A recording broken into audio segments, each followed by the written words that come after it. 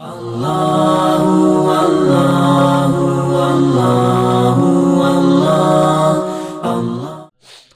لله نحمده ونستعينه ونستغفره ونؤمن به ونتوكل عليه ونعوذ بالله من شرور أنفسنا ومن سيئات أعمالنا من يهده الله فلا مضل له ومن يضلله فلا هادي له ونشهد أن لا إله إلا الله وحده لا شريك له ونشهد أن سيدنا ونبينا ومولانا محمدا عبده ورسوله صلى الله تعالى على خير خلقه محمد وآله وصحبه أجمعين أما بعد أعوذ بالله من الشيطان الرجيم لا إله إلا هو خالق كل شيء فاعبدوا صدق الله العظيم اللهم صل على محمد وعلى آل محمد وبارك وسلم۔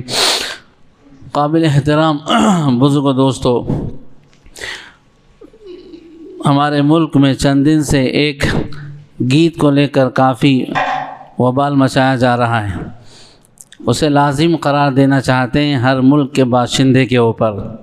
وندے ماترم سے وہ شروع ہوتا ہے، اس کی بہت سی مخالفت بھی کی جا رہی ہے، خصوصاً مسلمان اس کی مخالفت کر رہے ہیں، اور کرنا بھی چاہیے۔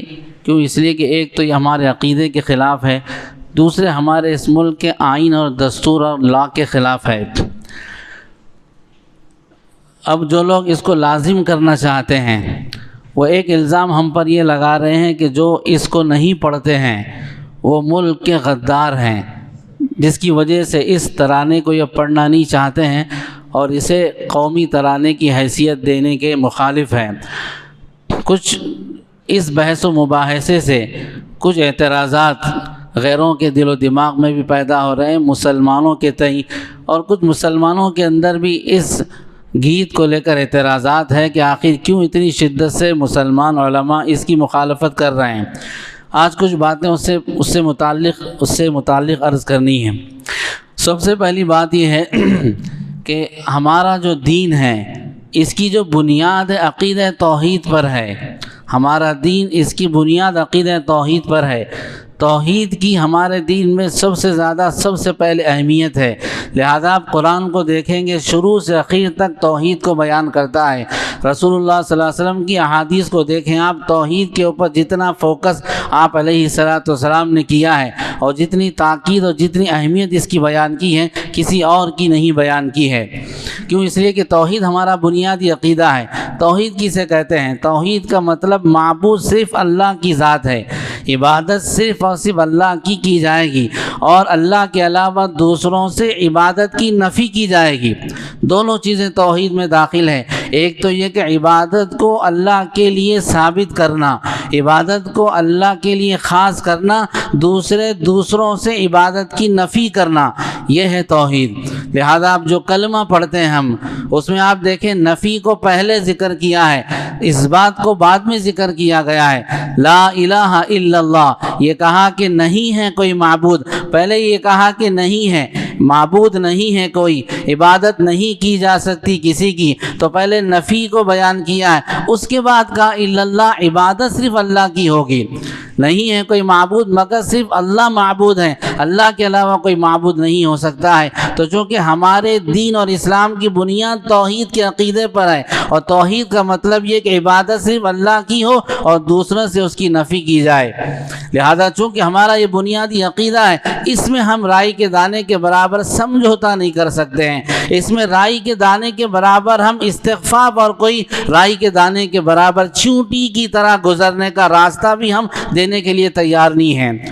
کیوں؟ اس لیے کہ ہم صرف خدا کو اپنا معبود سمجھتے ہیں، خدا کو چھوڑ کر جتنی چیزیں دنیا میں ہیں، چاہے وہ مورتی ہو، چاہے درخت ہو، چاہے نہر ہو، دریا ہو، چاند اور سورج ہو، یا کوئی جاندار چیز ہو کہ بے جان ہو، کوئی انسان ہو کہ غیر انسان ہو، ہم کسی کو معبود نہیں سمجھ سکتے، اس لیے کہ اسلام نے ہمیں اس بندھن میں باندھ دیا ہے، یہ قانون اسلام نے ہمارے لیے طے کیا ہے، اس کی مخالفت نہیں کر سکتے ہیں۔ یہاں تک کہ ماں باپ کا مقام ہمارے نزدیک ہمارے دین نے بہت بڑا بتایا ہے۔ قرآن پاک میں آپ دیکھیں گے اللہ تعالیٰ تعالیٰ جہاں اپنا حق بیان کرتے ہیں وہاں اکثر جگہ ماں باپ کا حق بیان کرتے ہیں۔ وَوَصَّيْنَا الْإِنسَانَ بِوَالِدَيْهِ کہ ہم نے انسان کو وصیت کی کہ ماں باپ کے ساتھ حسن سلوک کرنا۔ اس سے پہلے کہا کہ انسان کو ہم نے تاکید کی کہ خدا کے علاوہ کسی کو معبود نہ سمجھنا، فوراً اس کے بعد کہا کہ ماں باپ کے ساتھ احسان کا اور حسن سلوک کا معاملہ کرنا۔ ہمارے نبی علیہ السلام نے یہاں تک کہا کہ ماں کے پیروں تلے جنت ہے۔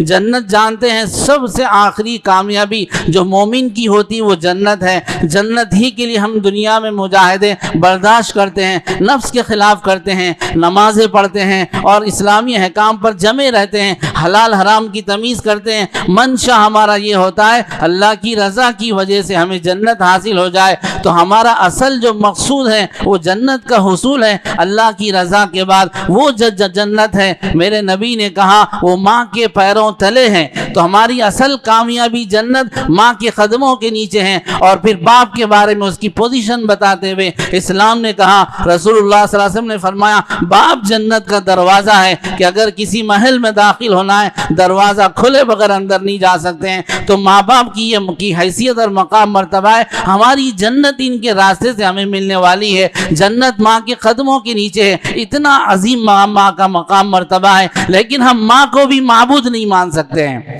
ماں کی اتنی پوزیشن ہمارے دین میں ہے۔ اسلام نے یہاں تک کہا اگر تو نماز پڑھ رہا ہے اور تیری ماں اور باپ نے کسی ضرورت سے تجھے پکارا، نماز توڑنے کا حکم دیا گیا ہے۔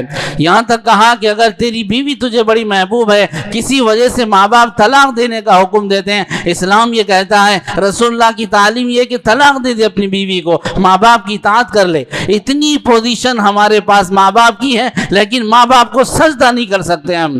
سجدہ کرنا دور کی بات ہے، گردن ان کے سامنے جھکانے کی ہمیں اجازت نہیں ہے۔ جب ماں باپ کو ہم سجدہ نہیں کر سکتے ہیں، اس کو اپنا معبود نہیں بنا سکتے ہیں، اس کے سامنے ہم جھک نہیں سکتے ہیں، تو پھر ہم زمین کو کیسے اپنا خدا سمجھ سکتے ہیں؟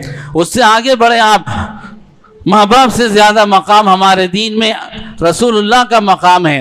نبی کی حیثیت، رسول کا مقام ماں باپ سے زیادہ ہوتا ہے۔ کسی معاملے میں رسول ایک بات کہتا ہے، ماں باپ ایک بات کہتے ہیں، تو وہاں ماں باپ کی بات نہیں مانی جائے گی، رسول کی بات مانی جائے گی۔ اگرچہ کہ ماں باپ کی جان کا مسئلہ ہو، لیکن ماں باپ کی جان ایک طرف ہے اور رسول اللہ کا حکم ایک طرف ہے، تو ماں باپ کی جان کو ٹھکرا دیں گے، رسول اللہ کے چھوٹے سے چھوٹے امر اور حکم کو ہم بجا لائیں گے۔ سعد بن ابی وقاص رضی اللہ تعالیٰ عنہ نے اسلام قبول کیا، ان کی ماں اسلام کی سخت مخالف تھی، رسول اللہ صلی اللہ علیہ وسلم کی سخت مخالف تھی۔ اس نے کہا کہ سعد تو نے محمد کے دین کو قبول کیا، لہذا میرا بھی اعلان سن لے، جب تک محمد کی بات کا انکار نہیں کرے گا، محمد کے دین کو ان کا انکار نہیں کرے گا، اس وقت تک نہ کھاؤں گی نہ پیوں گی، یہاں تک کہ مر جاؤں گی۔ دنیا والے تجھے تانا دیں گے۔ ایک دن گزر گیا، 2 دن گزر گئے، کئی وقت ماں نے نہیں کھایا، وقت گزرتا رہا، دیکھا کہ ماں بالکل نڈھال ہو چکی ہے۔ سعد بن ابی وقاص نے جملہ کہا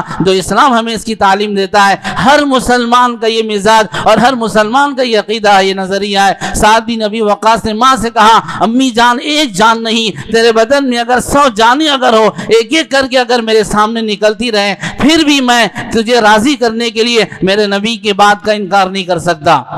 تجھے راضی کرنے کے لیے، تیری جان بچانے کے لیے میں نبی کی بات کو نہیں ٹھکرا سکتا۔ تیری موت مجھے پسند ہے، نبی کی بات کا انکار کرنا پسند نہیں ہے۔ تو ہمارے نزدیک ماں باپ کا مقام ہے، لیکن ہم انہیں خدا نہیں بنا سکتے ہیں، معبود نہیں بنا سکتے ہیں۔ اس سے زیادہ رسول کا مقام ہے، لیکن ہم رسول کو بھی خدا نہیں بنا سکتے ہیں۔ رسول کو ہم خدا نہیں بنا سکتے ہیں، ہم ان کو سجدہ نہیں کر سکتے ہیں، ہم ان کو اپنا معبود نہیں سمجھتے ہیں۔ رسول اللہ صلی اللہ علیہ وسلم ایک مرتبہ راستے سے گزر رہے تھے، ایک سرکش اونٹ جس نے سب کو پریشان کر رکھا تھا، کوئی اس کے قریب نہیں جا رہا تھا۔ حضور علیہ السلام جب وہاں سے گزرے، صحابہ نے کہا آپ رک جائیے، آپ کو کہیں نقصان نہ پہنچا دے۔ آپ نے کہا کہ نہیں، جیسے تم مجھے اللہ کا رسول سمجھتے ہو، دنیا کی ہر مخلوق جانتی ہے اللہ کا رسول ہوں۔ آپ آگے بڑھے، آپ نے جیسے قریب اس کے پہنچے، اس کے چہرے پر آپ نے ہاتھ رکھا، آپ کے پیروں قدموں میں اس نے اپنی گردن ڈال دی اور سسکتا ہوا رہا۔ رسول اللہ صلی اللہ علیہ وسلم نے فرمایا اپنے مالک کی شکایت کر رہا ہے کہ کام زیادہ لیتا ہے اور اسے اناج نہیں ڈالتا ہے۔ کہا اللہ کے لیے جانوروں کے سلسلے میں خدا سے ڈرو، ان کا حق ان کو دو۔ صحابہ نے اس منظر کو دیکھ کر کہا اے اللہ کے رسول، یہ جانور آپ کو سجدہ کر رہا ہے، آپ کے سامنے یہ عبادت کا سجدہ ظاہری اعتبار سے کر رہا ہے، آپ کو معبود کی حیثیت دے رہا ہے، لہذا ہم آپ کے سامنے سجدہ ریزی کریں، یہ زیادہ حق ہے جانور کے مقابلے میں۔ تو رسول اللہ نے فوراً کہا لا ينبغی، مناسب نہیں ہے کسی انسان کے لیے کہ وہ خدا کو چھوڑ کر کسی اور انسان کو سجدہ کرے۔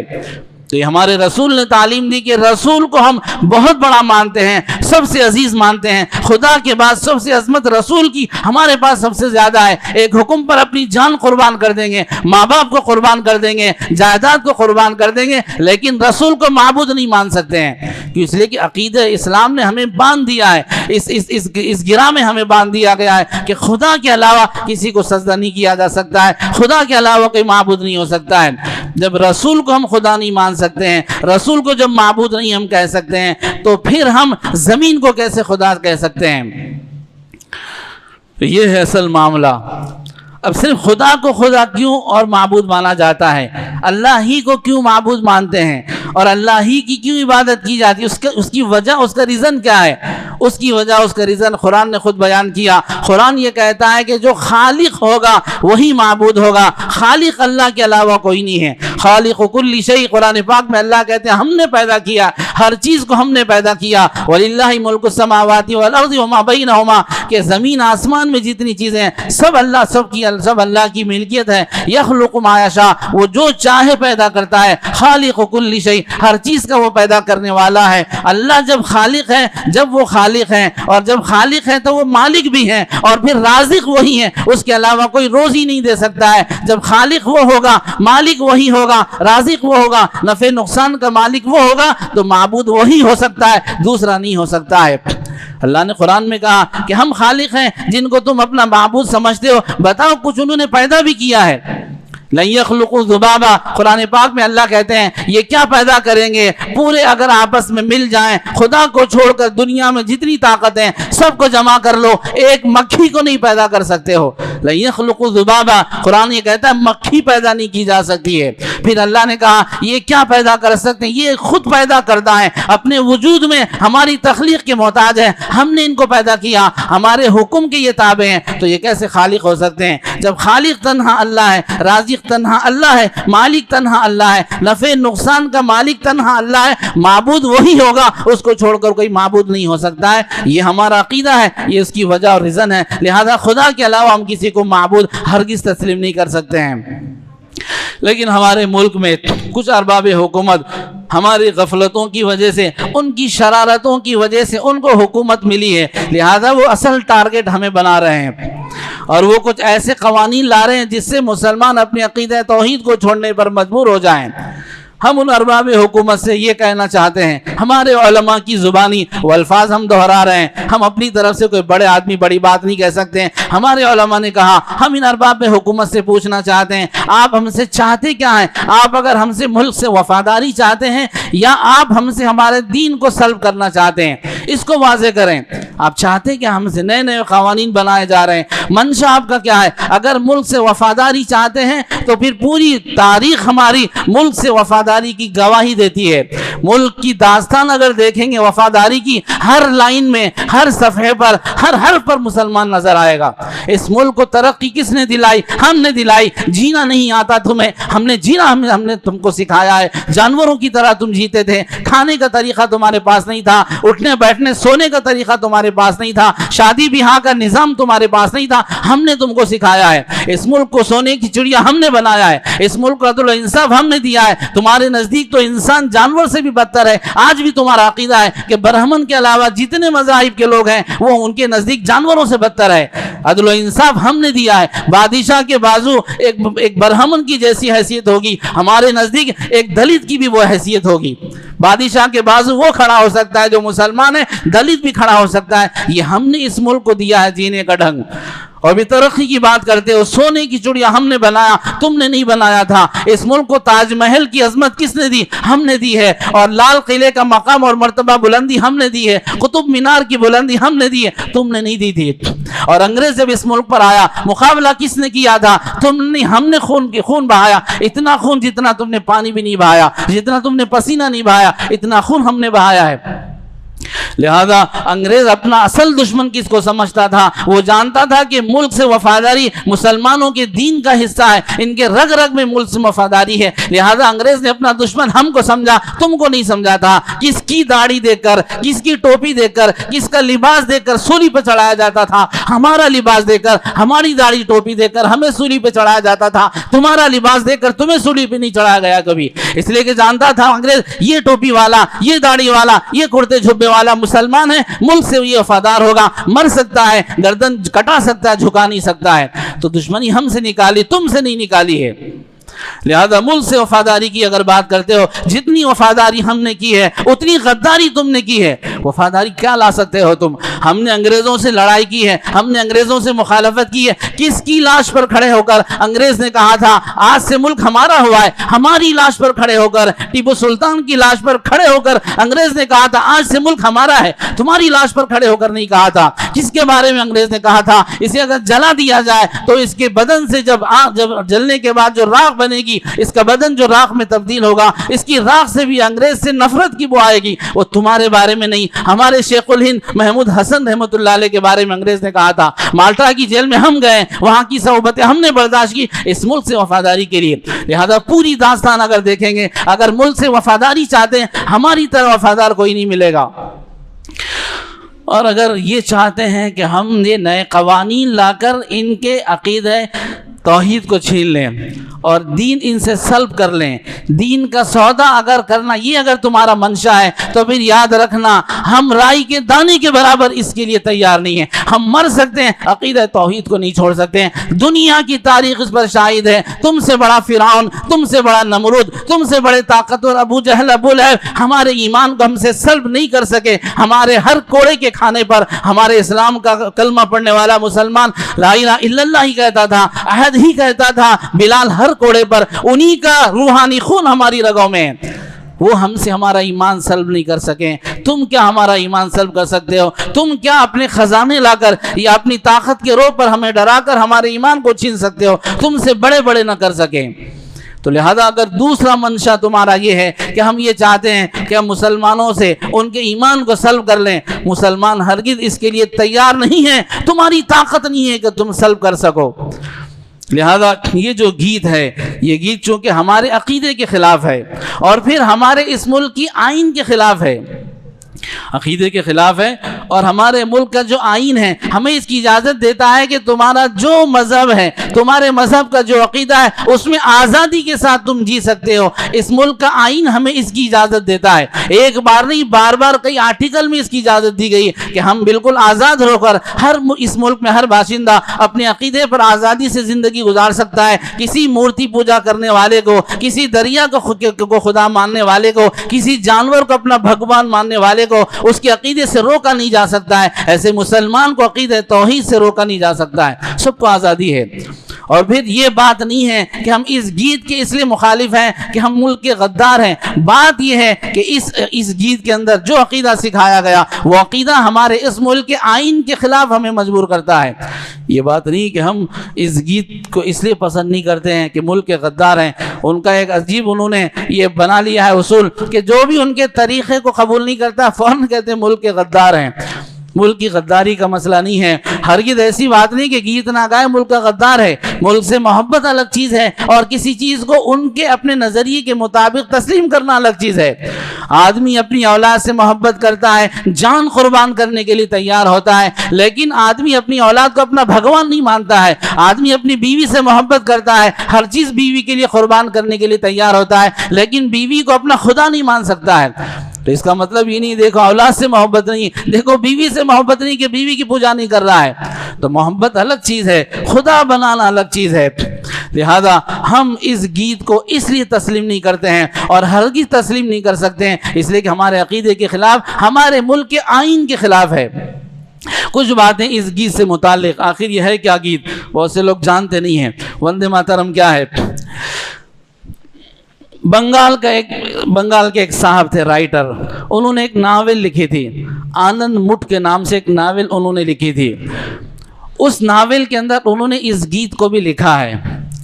اس ناول کا پیغام کیا ہے؟ کتاب جب بھی لکھی جاتی ہے تو کوئی پیغام دینا چاہتا ہے, کوئی میسج ہمارے پاس واٹس ایپ پر آتا ہے تو ہم وہ پڑھ کر دیکھتے ہیں اس میں پیغام کیا دیا گیا, کیا میسج آخر بتانا کیا چاہتے ہیں.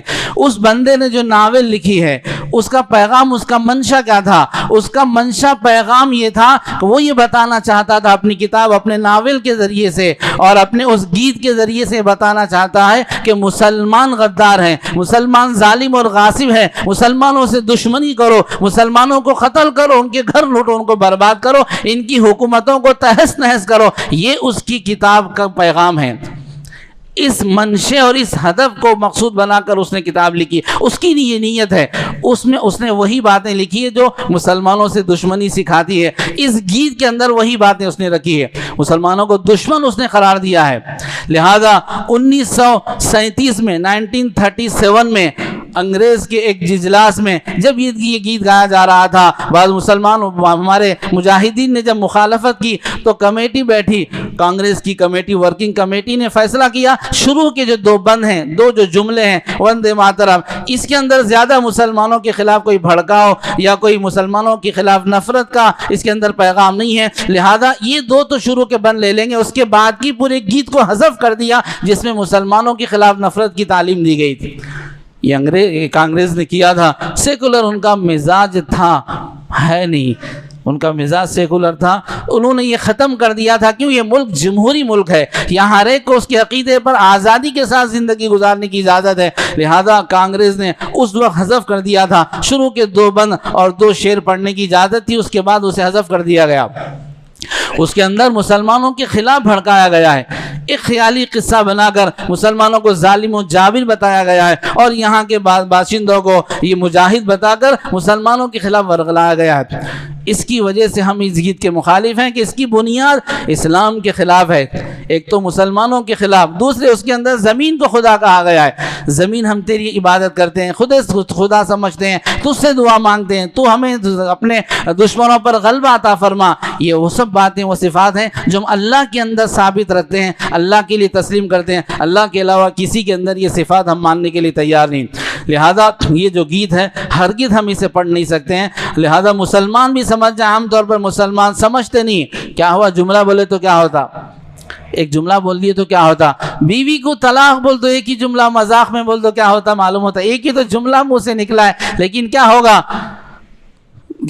اتنا نقصان ہوگا کہ اس کی بھرپائی نہیں ہو سکتی ہے. تو جملے کا اثر ہوتا ہے, منہ کے الفاظ کا اثر ہوتا ہے. مولانا نجم الدین رحمۃ اللہ علیہ ایک بڑے بزرگ گزرے ہیں. شہزادہ بیمار ہو گیا, بڑے بڑے حکیم لائے گئے اور سب نے اپنے اپنے نسخے دیے مگر صحت نہیں مل رہی تھی. تو مولانا نجم الدین رحمۃ اللہ علیہ کو بلایا گیا بادشاہ کی طرف سے. وہ بیٹھ کر پڑھ کر پھونکنے لگے, دم کرنے لگے. ایک بڑا حکیم جو سلطنت سے معمور تھا, بادشاہی حکیم تھا, اس نے طنز کرتے ہوئے کہا, مولانا صاحب یہ پڑھنے جملوں سے کیا ہو سکتا ہے, ہماری بڑی بڑی حکمت کی دوائیں اثر نہیں کر سکی, تمہارے جملے سے کیا ہوگا. تو انہوں نے اس کو دیکھ کر فوراً کہا, کتا کہا. جیسے کتا کا آنکھ بگولا ہو گیا, اس نے کہا, خبردار آپ مجھے کتا کہتے ہیں, تہذیب تمیز آپ کے پاس ہے نہیں, آپ مجھے کتا کہہ رہے ہیں. تو مولانا نے کہا, ایک لفظ کتے سے آنکھ بگولا ہو گیا, اپنے آپ پر قابو نہ رکھ سکا. یہ کتے کا لفظ اتنا جب اثر کرتا ہے, خدا کا نام, خدا کی قرآن کے کلمات کیا اثر نہیں کر سکتے ہیں. تو الفاظ اپنا اثر رکھتے ہیں, سمجھ گئے. الفاظ اسلام میں لفظ کی بڑی اہمیت ہے. مسلمان اگر ہونا ہے تو کلمہ آپ پڑھیں گے مسلمان ہو جائیں گے. کسی حرام اور ناجائز لڑکی جسے ہاتھ لگانا دیکھنا حرام ہے, اسے حلال کرنا چاہتے ہیں تو کیا کرنا پڑے گا, منہ کا جملہ ہی تو بولنا پڑے گا. قبول ہے کہنا پڑتا ہے, نکاح میں نے قبول کیا. اس سے ایک وہ لڑکی جسے دیکھنا حرام تھا, ہاتھ لگانا جسے حرام تھا, اس سے سب سے زیادہ قریبی رشتہ ہوتا ہے اور لفظ کی وجہ سے ہوتا ہے. لفظ اپنا اثر رکھتے ہیں. لہذا مسلمان بھی اس کو سمجھیں, ہر وہ جملہ جو ہمارے عقیدہ اسلام کے خلاف ہوگا, ہر وہ جملہ جو خدا کے اندر کسی اور کو بھی خدائی میں خدا کے ساتھ ثابت کرے گا یا خدائی صفات اس کے اندر ثابت کرے گا, ہم اسے نہیں کہہ سکتے ہیں. اگر کہیں گے تو اسلام سے نکل جائیں گے. لہذا کفریہ کلمات بسا اوقات جہالت سے کہہ دیتے ہیں، خدا کے بارے میں کہہ دیتے ہیں بڑا ظالم ہو گیا۔ ہر وہ لفظ جو اللہ کی تنقیص کرے، ان کی حیثیت کو کم کر دے، آدمی اسلام سے نکل جاتا ہے۔ اللہ بڑا ظالم ہو گیا، ہماری سن رہا نہیں۔ کوئی اگر یتیم ہو گیا، کم عمری میں لڑکی اگر بیوہ ہو گئی تو بولتے ایسا ظلم نہیں کرنا تھا اللہ، تو اللہ ظالم ہے۔ اللہ قرآن میں کہتے ہیں ہم نے ظلم کو حرام کر دیا ہے، ہم کسی پر ظلم نہیں کرتے، آپ اللہ کو ظالم کہہ رہے ہیں، اسلام سے نکل جائیں گے۔ ایسے ہی لوگ جہالت کی وجہ سے جملے کہتے ہیں، اللہ اور اس کے رسول کی شان میں گستاخی کے کلمات کہتے ہوئے، یا ایسا جملہ کہتے ہیں جس میں اللہ کے ساتھ کسی اور کو بھی شامل کر دیتے ہیں، جیسے کہتے ہیں ہمارے بابا کو سب معلوم۔ کسی کے ہاتھ پر اگر بیعت ہو گئے تو بابا چلتے ہیں ہمارے پاس، ہمارے بابا کو سب معلوم ہے، ہمارے بابا ہمارا سب کام بنا دیں گے۔ اللہ کے علاوہ سب باتیں کوئی نہیں جانتا ہے، اللہ کے علاوہ ہر طرح کی قدرت کسی کے اندر نہیں ہے۔ لہذا اللہ کی جو صفت علم عالم الغیوب ہونا ہے، اس میں اگر نبی کو بھی شامل کرے گا، علماء نے کہا ہے کہ اسلام سے نکل جائے گا، اس لیے کہ اللہ ہے عالم الغیب، اس کے علاوہ کوئی نہیں ہے۔ تو لہذا جو صفات اللہ کی ہیں اس میں اگر کسی اور کو شریک کرے گا آدمی، دائرہ اسلام سے نکل جائے گا۔ ایسے اگر توہین کر دے اسلام اور اسلام کے کسی حکم کی داڑھی کا مذاق اڑا دے، کیا پاگلوں کی سا داڑھی رکھا رہے، دیوانہ دکھ رہا داڑھی رکھ کے، ذرا اسٹائلش کا زمانہ ہے، ذرا اسٹائل اختیار کرو، تو آپ داڑھی کی توہین کر رہے ہیں۔ داڑھی نہ رکھیں، آپ کی مرضی ہے، لیکن توہین کریں گے، اسلام کا مذاق اڑا رہے ہیں۔ اسلام کے دنیا کے کسی ملک کے قانون کا مذاق اڑا کر دیکھیں آپ، کیا آپ کی درگت ہوتی ہے؟ تو لہذا داڑھی کا مذاق اڑا رہے ہیں۔ نماز سے کیا ہوتا بولتے لوگ، کیا ہوتا نماز سے؟ خدا یہ کہتا ہے نماز سے ہوتا، آپ یہ کہہ رہے ہیں نماز سے کیا ہوتا ہے؟ یہ بھی بڑا سخت جملہ ہے، شریعت کو ہم نہیں مانتے ہیں۔ یہ مول صاحب آپ پاگل ہوتے ہیں، وہ دین کی تعلیم، وہ پاگلوں کی تعلیم ہمیں پسند نہیں ہے، یہ کہنا بھی آپ دین کی تعلیم کی تنقیص کر رہے ہیں۔ سود کے بارے میں کبھی کہتے ہیں بعض لوگ یہ سود ناجائز ہے، یہ بہت بڑا نقصان ہے دین میں، سود ناجائز رکھا ہے، بڑا نقصان کیا ہے، مطلب آپ اللہ کو یہ کہہ رہے ہیں کہ اللہ نے ہمارا نقصان کیا ہے۔ تو لہذا ہر وہ جملہ جو اللہ کی تنقیص کرے، یا ہر وہ جملہ جو کسی کو اللہ کے برابر کر دے اس کی ذات یا صفات میں، یا ہر وہ جملہ جو اللہ اور اس کے رسول کی تنقیص یا اسلام کے کسی حکم کا مذاق اڑاتا ہے، آدمی اس سے دائرہ اسلام سے نکل جاتا ہے۔ لہذا خلاصہ یہ کہ چونکہ یہ جو گیت ہے ہمارے عقیدے کے خلاف ہے، ہم اسے کبھی تسلیم نہیں کر سکتے ہیں۔ اللہ تعالیٰ ہمیں عمل کی توفیق۔ اللہ